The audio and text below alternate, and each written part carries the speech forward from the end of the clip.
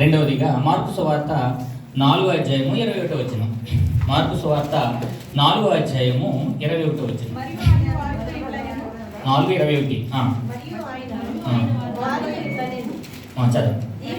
దీపము దీపస్తంభము మీద ఉంచబడుటకే గాని కొంచెము క్రిందనను మంచము కిందైనను ఉంచుటకు తేబడదు కదా. లూకా సువార్త 11వ అధ్యాయం 33వ వచనం. లూకా సువార్త 11వ అధ్యాయం 33వ వచనం. త్వరగా దేవుని పిల్లలరా, ఎవడను దీపము వెలిగించి చాటు చోటునైనను కొంచెము క్రిందనైనను పెట్టడు గాని లోపలికి వచ్చి వారికి వెలుగు కనబడుటకు దీపస్తంభము మీదనే పెట్టును. అదే లూకా సువార్త 8:16లో కూడా ఎవడను దీపం ముట్టించి పాత్రతో కప్పివేయుడు మంచము క్రింద పెట్టడు గాని లోపలికి వచ్చి వారికి వెలుగు అగుపడవలనని దీపస్తంభము మీద దానిని పెట్టును. మత్తయి సువార్త, మార్కు సువార్త, లూకా సువార్తలో తరచుగా ఒకే మాట ప్రస్తావన జరిగింది. ప్రియమైన దేవుని పిల్లలారా, చదివినటువంటి ఈ లేఖన భాగంలో మనకి దీపస్తంభం అనే మాట ప్రతి చోట ఉంది. ప్రతి చోట కూడా దీపస్తంభం మీద పెడతారు, దీపస్తంభం మీద పెడతారు. ఇది ఎందుకు చెప్తున్నాడు దేవుడు, ఏమని చెప్తున్నాడు అని ఆలోచించేస్తే, ఎవడు దీపం వెలిగించి కొంచెం కింద మంచం కింద పెట్టడు కదా. పెడతాడా? పెట్టడనే చెప్తున్నాడు ఆయన. పెట్టరు. పెడతారా? పెట్టరు. ఎందుకు? అసలు దీపము వెలిగించడానికి గల ఉద్దేశం దేనికి? వెలుగునివ్వడానికి, చీకటిని తొలగించి వెలుగు ఉండడానికి. అవును కదండి. మరి వెలుగు ఉండాలన్న దీపాన్ని ఎక్కడ పెట్టాలి? దీపస్తంభం మీద పెట్టాలి. మనం లైట్లు ఎక్కడ పెట్టామండి? పైన పెట్టాం కదన్నీ కూడా. మనకి ఎక్కడైతే లైట్లు కావాలో అక్కడే మనం ఆ లైట్లని ఏర్పాటు చేసుకున్నాం. అలాగే ఇక్కడ దీపం వెలిగించి దీపస్తంభం మీదే పెట్టాలి తప్ప దాన్ని కొంచెం కిందైనా మంచం కిందైనా పెట్టకూడదు. పెట్టరు. మీరు పెట్టరనే చెప్తున్నాడు ఆయన. మరి మనకు ఎందుకు చెప్తాడు ఈ మాటలు? అసలు ఆలోచించండి ప్రియమైన దేవుని పిల్లలు, ఎందుకు చెప్పవలసిన అవసరం వచ్చింది? మనకు తెలియదా? నీకు తెలుసు అనే చెప్తున్నాడు. నీకు తెలుసురా అనే చెప్తున్నాడు. నీకు తెలుసు పెట్టరు కదా అనే చెప్తున్నాడు. ప్రియమైన దేవుని పిల్లలరా, ఆలోచన చేద్దాం. మరి కొంచెము మంచము తరచూ వస్తున్నాయి, చాటు చోటు మంచము క్రింద.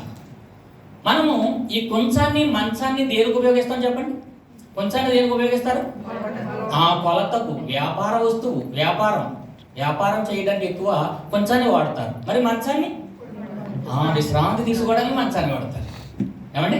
విశ్రాంతి తీసుకోవడానికి మంచాన్ని వాడతారు, వ్యాపార వస్తువుగా కొంచాన్ని వాడతారు. ప్రియమైన దేవుని పిల్లలరా, ఆలోచన చేద్దాం. మరి కొంచెం కిందకి వెళ్ళిపోయిన వారు ఎవరు, మంచం కిందకి వెళ్ళిపోయిన వారు ఎవరని బైబిల్ గ్రంథం నుండి కొన్ని మాటలు మహాజ్ఞానవంతులు, ప్రవక్తలు, నాజీరు చేయబడినటువంటి వ్యక్తుల గురించి, ఇద్దరు వ్యక్తుల గురించి మనం పరిశీలన చేద్దాం. ఇద్దరు వ్యక్తుల గురించి యోనా గ్రంథము 1వ అధ్యాయము చూద్దాం. 763వ పేజీ. త్వరగా యోనా గ్రంథము 1వ అధ్యాయము 6వ వచనంలో చూసినట్లయితే ఒక మాట అంటాడండి ఓడ నావికుడు. ఏమంటాడు? ఓయి నిద్రపోతా. ఎవరిని? యోనాని. ఎందుకు అనవలసి వచ్చింది? యోనా తర్షీషుకి వెళ్ళాలి. ఎందుకు వెళ్ళాలి? దేవుని మాట ప్రకారం తర్షీషుకి నినివే వెళ్ళాలి. కానీ నినివేకి వెళ్ళకుండా తర్షీషుకి వెళ్ళి ఓడ ఎక్కడం జరిగింది. ఎందుకు వెళ్ళాలి నినివేకి? దేవుడు చెప్పాడు, నినివే పట్టణస్తుల పరిస్థితి చాలా దారుణం ఉంది. వాళ్ళు నాశనం అవ్వకుండా ఉండాలంటే ఒక చాయిస్, అందరికీ చాయిస్ ఇస్తాడండి దేవుడు. అందరికీ ఇస్తాడు. సొదొమకి ఇచ్చాడా? ఇచ్చాడు. 10 మంది ఉంటే సరే నేను చేస్తాను, జాగ్రత్త వాడతానన్నాడు. మరి నోవా కాలంలో నోవా వాడ తయారు చేస్తున్నప్పుడు వాళ్ళకి ఛాన్స్ ఇచ్చాడా? వాళ్ళకి ఇచ్చాడు. అందరికీ ఇస్తాడండి. నీకు ఇస్తాడు, నాకే ఇస్తాడు. ఇక్కడ ప్రియమైన దేవుని పిల్లలరా, నినివేకి వెళ్ళి వాక్యాన్ని ప్రకటించమని చెప్తే యుప్పేకి వెళ్ళి అక్కడ నుంచి తర్షీషుకి వెళ్ళి వాడకి వెళ్ళిపోతాడండి. ఎవరు? యోనా. మనందరికీ తెలిసినటువంటి విషయమే. అయితే ఓడ వెళుతున్న సమయంలో తుఫాను వస్తుంది. ఆ తుఫాను కారణంగా ఓడ నావికుడు ఏం చేస్తాడంటే ఆ సరుకులన్నీ బయట పడేస్తాడు. ఎందుకు?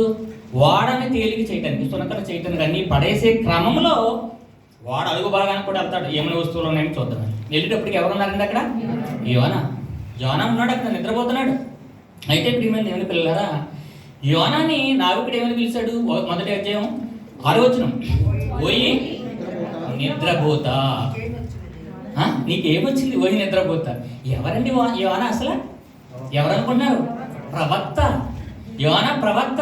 అంత మాత్రమే కాదు, యేసుక్రీస్తు పునరుద్ధానమును గురించి యోనా ప్రస్తావన జరిగింది. యోనా 3 రాత్రింబగళ్ళు చేప కడుపులో ఎలాగూ ఉండేనో అలాగే మనుష్య కుమారుడు 3 రాత్రింబగళ్ళు భూగర్భంలో. అబ్బా, పునరుత్థానం గురించి యోనా ప్రస్తావన జరిగిందంటే యోనా అంత గొప్పవాడు. ఆఫ్టర్ ఓడ నావికుడి చేత పోయి నిద్రపోతా. ఎక్కడికి వెళ్ళి నిద్రపోతున్నాడు? ఓడ అడుగు భాగానికి వెళ్ళి నిద్రపోతున్నాడు. అసలు ఓడ అడుగు భాగానికి వెళ్ళిపోతున్న పరిస్థితి ఎందుకు వచ్చింది? ఏమండి ఆలోచించండి. యోనా అంటే గువ్వ అనే అర్థం, పావురం అనే అర్థం వస్తుంది. ఎగిరే పావురం గువ్వ. ఆకాశం ఇదంత ఎత్తులో ఉండాలి. అతను అడుగు భాగానికి వెళ్ళిపోయి నిద్రపోతున్నాడు, కొంచెం కిందకి వెళ్ళిపోయినట్లుగా. ఏమండి కొంచెం కింద దీపం పెడితే ఉంటుందా? ఉండదు, ఆరిపోతుంది. ఎందుకంటే ఆ అగ్నికి ఆక్సిజన్ అవసరం. ఆక్సిజన్ ఉండదు కొంచెం కింద, ఉన్నని చెప్పి అలా ఉంటుంది, ఆరిపోతుంది. మరి మంచం కింద పెడితే అంటికి పోతుంది. కుంపట్లు అంటే మనం కుంపట్లు పెట్టుకుని కుంపట్లో కాలిపోయిన కూడా చూస్తాం. నొలక మంచం మీద కొంచెం ముసలివాళ్ళు కుంపట పెట్టుకుని ఆ వేడికి అలా చక్కగా నిద్రపోతారు, పై దుప్పటి కట్టుకుని కాలిపోయిన వాళ్ళని కూడా మనం చూస్తాం. అవునా? గమనించు చాలా మందిని. కొంచెము మంచమే. ప్రియమైన దేవుని పిల్లల, ఎలాంటి యోన ఎలాంటి మాటను పడవలసిన పరిస్థితి వచ్చిందో చూడండి. ఏమండి ఎలాంటి మాట? అప్పుడు వాడనవకుడు అంటాడు, ఎవడు నువ్వు అసలు? Who are you? What is your business? నువ్వు ఎక్కడి నుంచి వస్తున్నావు? నువ్వు ఎక్కడికి? ఈ వాడు ఎందుకు ఎక్కువ అని అడిగితే యోనా చెప్తాడండి, ప్రియమైన దేవుని పిల్లరా, నేను ఎబ్రీయుడును. అన్ని కరెక్ట్గా చెప్తాడండి. నేను ఎబ్రీయుడను, సముద్రమునకును భూమికి సృష్టికర్త అయిన ఆకాశమందున దేవునికి యెహోవా యందు నేను భయభక్తులు కలవాడను. భయభక్తులు కలవాడే యోన, భయభక్తులు కలవాడే. కానీ భయము కంట్రోల్ తప్పి దేవుని మాటను అతిక్రమించి వస్తున్నాడు.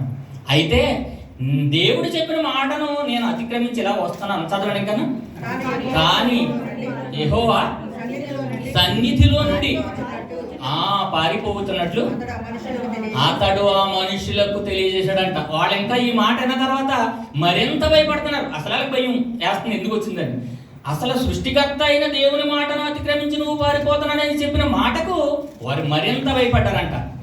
చూసారా? ఏంటి అసలు నువ్వు చేసిన పని ఏంటి అని అడిగారు. సరే ప్రియమైన దేవుని పిల్లలారా, పోయి నిద్రపోతా అనిపించుకున్నాడు. నీ వ్యాపారం ఏమిటి? అది వ్యాపార వస్తువుల ఓడ. అందుకనే సరుకులన్నీ తేలిక చేస్తున్నారు, అన్నీ పడేస్తున్నారు. సరుకులు వెళుతున్నాయి, సరుకులు పట్టుకుని వెళ్తున్నారు. వేరే దేశం వెళ్ళి మరి అక్కడ వ్యాపారం చేసుకోవడానికి. నీవెవరు అని అడిగినప్పుడు ఇతనంతా లిస్ట్ అని చెప్తాడండి. 2వ రాజులకు రాసిన పత్రిక 14:25 వచనంలో, 2వ రాజులు 14:25 వచనంలో యెచెబెయేలని ఊరి గలవాడు అమితీకి, ఇతని తండ్రి పేరు అమితీ అని కూడా ఉంటుంది. ఎక్కడ? 2వ రాజులు 14:25లో. ఏమండి ఇక 2వ రాజులు 14:25 చదువుకుంటారు, రాసుకోండి. అలాగే నహుము 3:7 వచనంలో నెనివే వస్తువులు ఎలాంటి వారు, ఎలాంటి క్రూరులు అనే విషయం కూడా రాయబడి ఉంటుంది. నెనివేకి అష్షూరు రాజధాని. వాళ్ళు చాలా మూర్ఖులు. గర్భంలో ఉన్న శిశువును కూడా బయటికి తీసి చంపినటువంటి దుష్టులు. అలాంటి వాళ్ళకి వాక్యం చెప్పేవాడు మాట మన యోనాకి ఇష్టం లేదండి. ఇదంతా పెద్ద కథ. ఇష్టం లేకే పారిపోతున్నాడు. వాళ్ళని రక్షించిన తర్వాత కూడా బాధపడ్డాడు కదండి. ప్రియమైన దేవుని పిల్లలు, అది కాదు ఇక్కడ మనకు కావాల్సింది. యోన ఓడ అడుగు భాగానికి వెళ్ళి నిద్రించటం అనేది చాలా దౌర్భాగ్యమైన పరిస్థితి. కానీ దేవుడు ఊరుకున్నాడా? ఊరుకోలేదు. ప్రియమైన దేవుని పిల్లలారా, ఇతను కొంచెం కిందకి వెళ్ళిపోయినట్లే లెక్క. ఇక మంచం కిందకి వెళ్ళిపోయిన వాళ్ళు కూడా చూద్దాం త్వరగా. న్యాయాధిపతులు 16 అధ్యాయము 19 వచనం. త్వరగా న్యాయాధిపతులు, ఆమె తన తొడ మీద నిద్రగుచ్చి. ఎవరంటే? ఇతను ఎవరు? ఆమె ఎవరు? మనకు తెలుసు, సంసోను. ఆమె ఎవరు? దెలీలా. అసలు ఈ సంసోను ఎందుకు పుట్టాడు? నాజీరు చేయబడినటువంటి సంసోను కారణభూతుడు. అతని పుట్టుకకు ఒక కారణం ఉంది. ఎందుకొరకు పుట్టాడు? ఫిలిస్తీన్ల చేతిలో నుండి ఇశ్రాయేలు ప్రజాన్ని విడిపించడానికి పుట్టాడు. అంత బలశాలుడు, బలవంతుడు. ఏమండి గాడిద పచ్చి దవడ ఎముకతో 1000 మందిని చంపి 500 ఒక కుప్ప, 500 ఒక కుప్పగా వేశాడు. ఏమండి ప్రియమైన దేవుని పిల్లలారా, 300 నక్కలను పట్టుకుని వాటి తోకలు ముడిసి దీపాలు వెలిగించి ఫిలిస్తీన్లు పంట చేయాలని సర్వనాశనం చేసినటువంటి గొప్ప రన్నింగ్ పురుషుడు అని చెప్పాలి. ఒక నక్కర పట్టుకోలేము మనం. ప్రియమైన దేవుని పిల్లల, బలవంతుడు. ఏమన్నా ఒక స్త్రీ దగ్గరికి వెళతా ఉంటే అరణ్యంలో ఒక సింహం ఎదురు వస్తే మేక పిల్లను చీల్చినట్లుగా సింహాన్ని చీల్చి 2గా మరి అక్కడ పడవేసి వెళ్ళేటువంటి వాడు. సింహాన్ని జయించినటువంటి సంసోను స్త్రీని జయించలేక స్త్రీలోలుడై అతను ఎందుకు పుట్టాడో, ఎందుకు నాజీరు చేయబడ్డాడో, ఎవరి కొరకు పని చేయాలో అది మరిచిపోయాడు. ఆమె తొడ మీద నిద్రపోతున్నాడట. ఎక్కడండి? మంచము తొడ, మంచం మీదకి వెళ్ళాడు. చూసారా మరి ఏంటి దుస్థితి? ఒకసారి ఆలోచించండి ప్రియమైన దేవుని పిల్లల, ఏమిటి దుస్థితి? ఏమైపోయాడు చెప్పండి. అంత బలవంతుడు పట్టబడ్డాడు. కళ్ళు పీకేసి మరి ఒక స్తంభానికి కట్టేసి హేళన చేస్తున్నారు. తెలుసుకున్నాడు. అప్పుడు దేవుణ్ణి అడుగుతాడు, మళ్ళీ బ్రతిమాలుకుంటాడు, బలం ఇవ్వటం మళ్ళీ ఆ రెండు ఒక్కసారి ప్లీజ్ అని రిక్వెస్ట్ చేసుకుంటాడు. కానీ అతను రూటు తప్పింది, అతను నడబడి తప్పింది, అతని ప్రణాళిక ఏంటో మర్చిపోయాడు. నాజీరు చేయబడ్డ వాడు నేను ఎందుకు పుట్టానో అతని ఉద్దేశాన్ని మర్చిపోయాడు. యోనా దేవుడికి మాటను వ్యతిక్రమించి నన్ను ఎక్కడికి వెళ్ళమన్నాడు, దేవుడు ఏ మాట చెప్పమన్నాడు? ఆకాశానికి భూమికి సముద్రములకు సృష్టికర్త అయినా దేవుని యందు భయభక్తులు గలవాడిని వాస్తవాలు చెప్తున్నాడు. కానీ మరి చెప్పిన మాటను విసర్జించి పక్క త్రోవ పట్టాడు యోనా. ప్రియమైన దేవుని పిల్లలారా, వాళ్ళే పక్క దోవ పడితే మరి మనం ఏం చేస్తున్నాం? మనం ఎలాంటి వాళ్ళు? దీపం వెలిగించి దీపస్తంభం మీద పెట్టాలన్నాడు. దీపస్తంభం మీద పెట్టాలన్నాడు. ప్రియమైన దేవుని పిల్లలారా, శిల్పకారుని చేతిలో శిల్పి చేతిలో శిల్పంగా ఎలా తయారవుతుందో అలాగా మనల్ని మన ఆత్మీయ తండ్రి గారు మహాజ్ఞానం చేత చెక్కి ఈ మట్టి ఘటములో మహిమైశ్వర్యము చేత మనలను నింపి ఈ రీతిగా నిలవబెట్టి దేవుని మాటలు, ప్రశస్తమైన మాటలు, సభ్య సమాజానికి సగర్వంగా ప్రకటించడానికి ఉన్నతమైన మాటలు మనకు అందిస్తే మనం ఏం చేస్తున్నాం? రాజారావు గారు ఎన్నోసార్లు అడుగుతున్నారు, ఎంబీడీఎస్ పూర్తి చేసిన వాడు ఆడలైనా మగోడైనా. ఏమండి ఆవిడ పెంచలమ్మ గారు చెప్పారు వాక్యం. ఏం చెప్పారు ఆవిడ? చెప్పండి. మోషే శరీరంను కూర్చిన తర్కం. అది ఆ ఎక్సలెంట్ పాఠం. అది చాలా విపులంగా ఆవిడ చెప్పడానికి ట్రై చేశారు. తమ చెల్లి మరి విశ్వాసము భూమి మీద కనుగొందని చెప్పారు. తమ్ముడు మరి బైబిల్ అనగా దాని ఉద్దేశం చెప్పారు. సురేంద్ర గారు మరి అవసరాల పరకనే చెప్పారు. అలాగే అందరూ ఒక సబ్జెక్ట్ తీసుకుని చెప్పడానికి ట్రై చేయాలి. అవసరమైతే అన్ని గారు అంటున్నారు, మీరు ఒక సబ్జెక్టుని తయారు చేసి మాట్లాడే స్థితికి మీరు రావాలి. మీ గ్రామంలో మీరే వాక్యాన్ని ప్రకటించే స్థాయికి మీరు ఎదగాలి. నీరు లేని ఊరిలో ఒక బావి ఆ ఊరి దప్పికని ఎలా తీరుస్తుందో అలాగే మీ ఊరిలో మీరు వాక్యాన్ని అనే దాహాన్ని దప్పికనిచ్చి వాళ్ళ దప్పిక తీర్చాలి, వాళ్ళ ఆకలిని తీర్చాలి, వారి దేవుని దగ్గరికి చేర్చాలని ఎన్నోసార్లు చెప్పారు మన ఆత్మీయ తండ్రి గారు. ప్రియమైన దేవుని పిల్లలారా, అయితే మీరు చీకటిలో ఉన్నారు. మీరు ఏమంటారు ఇక్కడ? పేతురు రాసిన మొదటి పత్రిక 2వ అధ్యాయం 19వ వచనంలో, అయితే మీరు చీకటిలో నుండి ఆశ్చర్యకరమైన తన వెలుగులోనికి పిలిచిన వాని గుణాతిశయములను ప్రచురించు నిమిత్తము ఏర్పరచబడిన వంశమును, రాజులైన యాచక సమూహమును, పరిశుద్ధ జనమును, దేవుని సొత్తైన ప్రజలు. అబ్బా, మీరు ఎక్కడున్నాం? చీకటిలోంచి పిలిచాడు. ఎక్కడ పిలిచాడు? ఎలుగులోకి పిలిచాడు. ఎందుకు పిలిచాడు? గుణాతిశయములు, ఆయన గుణము, అతిశయము, ఆయన యొక్క ఖ్యాతిని మనం ఆకాశమంత ఎత్తులో చూపించాలని పిలిచాడు. అది నువ్వు ఎలిగించబడి కొంచెం కిందకి మంచం కిందకి వెళ్ళిపోతావని కాదు. ప్రియమైన దేవుని పిల్లలారా, చాలా జాగ్రత్తగా ఆలోచన చేయండి. ఆశ్చర్యకరమైన తన వెలుగులోనికి పిలిచాడంట. మరి ఎలా ఉండాలి చూడని చెప్తున్నాడు. ఫిలిప్పీయులకు రాసిన పత్రిక 2వ అధ్యాయం 16వ వచనంలో, అట్టి జనము మధ్య మీరు జీవవాక్యమును చేతపట్టి లోకమందు జ్యోతుల వలె కనబడుతున్నారంట. ఇటు జనం మధ్య, ఒక్కర జనం మధ్య అండి. అలాంటి జనంలో మనం ఎలా ఉండాలంట? జ్యోతిగా ఉండాలంట. జ్యోతి దేనికి? మనం అది కాడ మొదట్లో చూస్తాం, పెద్ద జ్యోతిని, చిన్న జ్యోతిని. ఎవరు? సూర్యుడు, చంద్రుడు. జ్యోతి అంటే ఎందుకు? వెలుగునివ్వటానికి నేను పిలిచాడు. చీకటిలో నుండి తన ఆశ్చర్యకరమైన వెలుగులోకి పిలిచాడు. నీవు ఈ జీవవాక్యాన్ని చేతపట్టి జీవము గల గ్రంథాన్ని చేతపట్టి ఈ మాటలను చేతపట్టి సమాజంలోనికి వెళ్ళి దేవునిని సగర్వంగా ప్రకటించవచ్చు. ఎందుకంటే మనము పునరుద్ధానుడైన క్రీస్తుని ప్రకటిస్తున్నాం. పౌలు అంటాడు, నేను పునరుద్ధానుడైన క్రీస్తుని గురించి ప్రకటించటలో సిగ్గుపడివాడును కాదు అంటాడు. ప్రియమైన దేవుని పిల్లలారా, మరొక మాట నేను చదివి మీకు వినిపిస్తాను. మరి తీతుకు రాసిన పత్రిక 2వ అధ్యాయం 14వ వచనం. తీతుకు రాసిన పత్రిక 2వ అధ్యాయం 14వ వచనం. అలాగే 1 తిమోతి 6:18 కూడా చూడండి, త్వరగా టైం అవుతుంది. తీతు 2:14 వచనం. ఆయన సమస్తమైన దుర్నీతి నుండి మనలను విమోచించి సత్క్రియలందు ఆసక్తి గలవారై ప్రజలను తన కోసము పవిత్రపరుచుకుని తన సొత్తుగా చేసుకొనుటకు తనను తానే మన కొరకు అర్పించుకున్నాడు అంటారు చూడండి. సత్క్రియలందు ఆసక్తి గల వారిని మనం సంపాదించాలి. అందుకని మన కొరకు ఆయన తనను తానే అర్పించేసుకున్నాడటండి. మన కొరకు ఆయన ఔన్నత్యాన్ని, ఆయన మహత్తు గల మాటలను సభ్య సమాజానికి చెప్పమా? నేర్చుకున్నాం కదా, నేర్చుకున్న మనం కొంచెం కిందకి మంచం కిందకి వెళ్ళిపోదామా? ఏమండి ఆలోచించండి. అందుకని అన్నాడు వెళ్ళరు కదా, దీపాన్ని వెలిగించి దీపస్తంభం మీద పెడతారు. దీపస్తంభం అందుకని అన్నాడు లోకమందు జ్యోతి ఎక్కడుంటుంది? జ్యోతి పైన ఉంటుంది. లైట్ ఎక్కడుంది? పైన ఉంది. దీపాన్ని ఎక్కడ పెట్టాలి? దీపస్తంభం మీద పెట్టాలి. ఎందుకు వెళ్ళాడు ఓడ అడుగు భాగానికి? ఎందుకు వెళ్ళాడు నాజీరు చేయబడిన సంసోను దెలీలా తొడ మీదకి నిద్రపోవడానికి? ఎందుకు పట్టబడ్డారు? ఎందుకు ఆఫ్టర్ ఆల్ ఓడ నావికుడి చేత ఓయి నిద్రపోతా అనిపించుకున్నాడు ఒక ప్రవక్త? ఆలోచించండి. ప్రవక్త అంటే ఏంటంటే దేవుని మాటలను సభ్య సమాజానికి సగర్వంగా చెప్పడానికి ముందుకు వెళ్ళే వ్యక్తి, దేవునికి పనివాడు, దేవుని పనిపాత్రగా ఉండవలసినటువంటి వాడు. సంసోను కూడా అలాంటి వాడే. ఏమండి ఆలోచించండి. తిమోతికి రాసిన మొదటి పత్రిక 16:18 వచ్చింది. వారు వాస్తవమైన జీవమును సంపాదించుకునే నిమిత్తము రాబో కాలమునకు మంచి పునాది తమ కొరకు వేసుకొనుచు మేలు చేయవారును సత్క్రియలు అను ధనము గలవారు. చూడండి ఇక్కడ సత్క్రియలోనే ధనము గలవారు అన్నాడు. మనకు అన్ని ధనాలు ఉంటాయి, ప్లాట్లు ఉంటాయి, బంగారం గోల్డ్ లాకర్లో ఉంటుంది, డబ్బు బ్యాంకులో ఉంటుంది, అన్ని ధనాలు మనకు ఉంటాయి. కానీ ఇక్కడ ఏ ధనం గురించి చెప్తాడు చూసారా? సత్క్రియలను ధనము గలవారును. అదే నేను ఎన్నోసార్లు చెప్తాను, మనకి ఏమున్నా లేకున్నా ఏదో ఉందనే ఒక ధైర్యం. ఏంటా ధైర్యం అంటే వాక్యం, జీవవాక్యం అండి.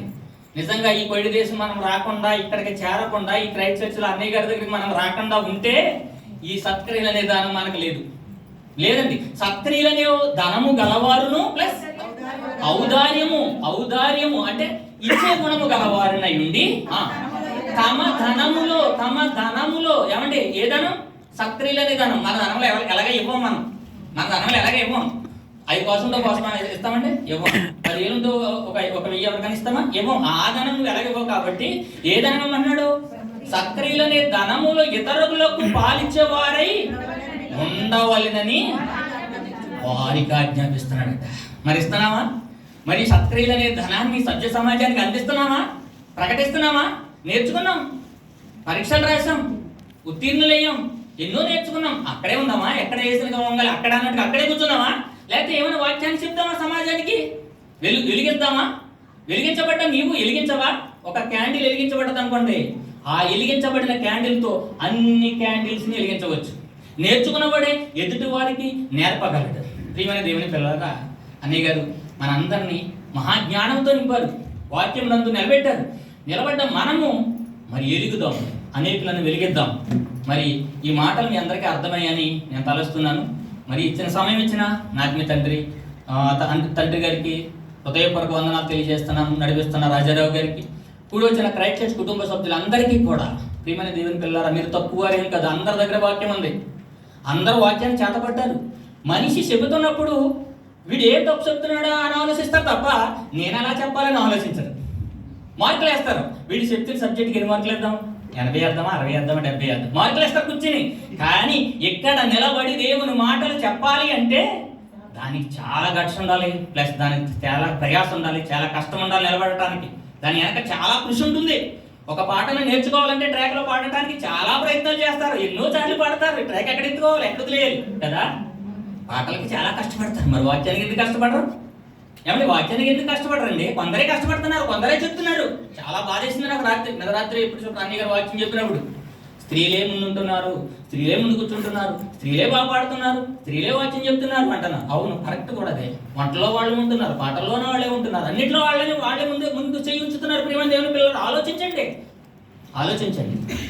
ప్రతి మగవాళ్ళు కూడా వాక్యాన్ని నేర్చుకున్న మనము దేవుని మాటలు చెప్పడానికి కొంత సమయాన్ని కేటాయిద్దాం. ఎంత చక్కగా మనం తీర్చిదిద్దిన మరి ఆత్మీయ తండ్రి గారికి సంఘం అందరూ తరపున వందనాలు తెలియజేసి ఈ పాటలు చేస్తున్నాను.